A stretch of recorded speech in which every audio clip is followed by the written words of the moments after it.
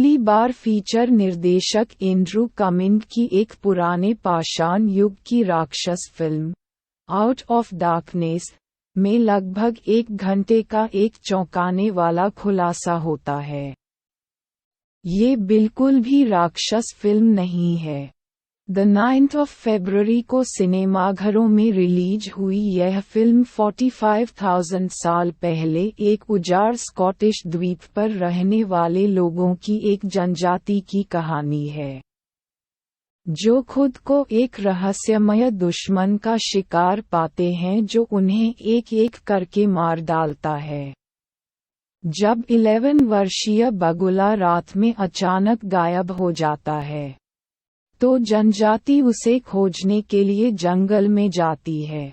Jos और alien से एक पृष्ठ लेते हुए, कमिंग ने खुद को प्रतिपक्षी दिखाने से तब तक रोका जब तक कि यह बिल्कुल आवश्यक नहीं हो गया। जब अंततः ये पता चला कि जनजाति का शिकार करने वाला खतरनाक जानवर मानव निकला। अधिक विशेष रूप से, यह निएंडरथल की एक जोड़ी है, जो विलुप्त होने से पहले कई हजार वर्षों तक पश्चिमी यूरोप में होमो सेपियंस के साथ सह अस्तित्व में रहे थे।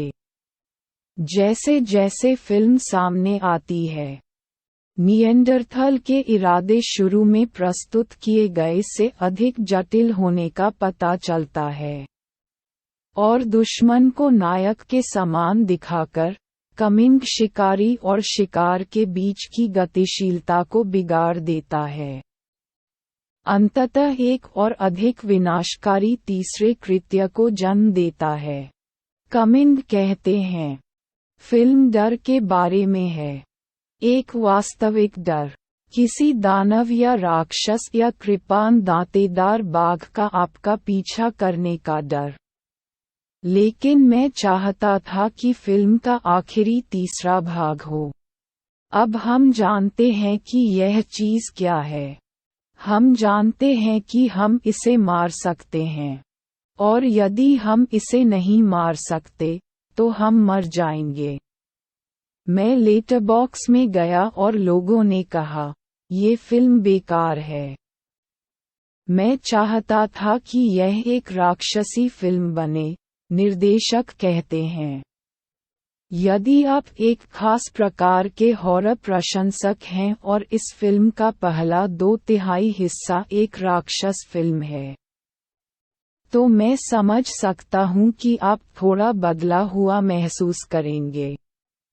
लेकिन मुझे उम्मीद है कि लोग एक कदम पीछे हट सकते हैं और सोच सकते हैं कि दूसरे अधिनियम के प्रकट होने के बाद क्या होता है और फिल्म को अंकित मूल्य पर ले सकते हैं। मुझे लगता है कि यह वास्तव में एक शक्तिशाली संदेश है।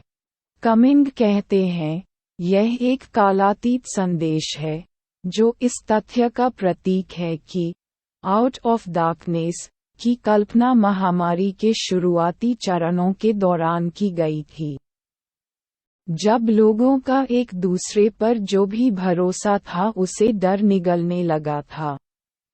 उन्होंने जोर देकर कहा, अगर फिल्म की शुरुआत में 45,000 साल पहले शब्द नहीं आते, तो ये भविष्य हो सकता है। ये सर्वनाश के बाद की दुनिया हो सकती है जहां लोग जीवित रहने के लिए संघर्ष कर रहे हैं और अभी भी वही गलतियां कर रहे हैं। पहली फिल्म के लिए एक साहसिक कदम में आउट ऑफ डार्कनेस को टोला नामक पूरी तरह से बनाई गई भाषा में अभिनय किया गया है, जिसका अर्थ द ओरिजिन लैंग्वेज है। कमिंग कहते हैं, यह अरबी और बास्क का एक ढीला मिश्रण है, जिसका आविष्कार बहुभाषाविद अकादमिक डैनियल एंडरसन ने किया था, जो 4 सप्ताह के लिए लिपि के साथ गायब हो गए और पूरी तरह से विकसित भाषा के साथ वापस आए। निर्देशक, एक समय पर फिल्म को अंग्रेजी में शूट करने के लिए प्रलोभित थे क्योंकि वह उपशीर्षक के साथ दर्शकों को अलग थलग करने के बारे में चिंतित थे, लेकिन उन्होंने इस आग्रह से संघर्ष किया क्योंकि मैं एक आलसी निर्देशक नहीं बनना चाहता था। मैं इस दुनिया के प्रति पूरी तरह प्रतिबद्ध होना चाहता था जिसे हम बनाने की कोशिश कर रहे थे।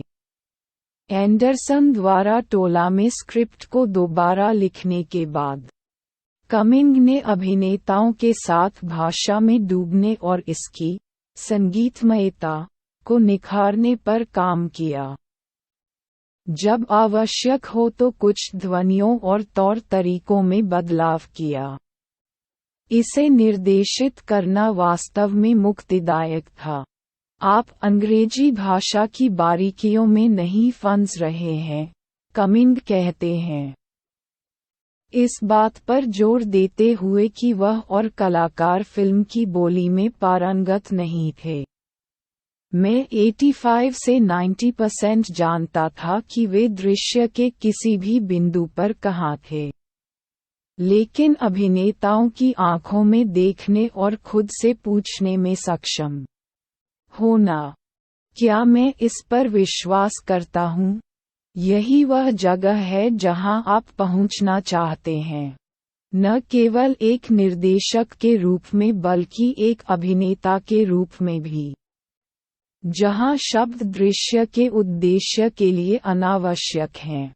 फिल्म में साफिया ओकले ग्रीन एक कठोर युवा योद्धा बेया की भूमिका निभा रही है, जिसके मासिक धर्म के कारण उसके कबीले के पुरुष उसे अपनी बदकिस्मती के लिए दोषी ठहराते हैं।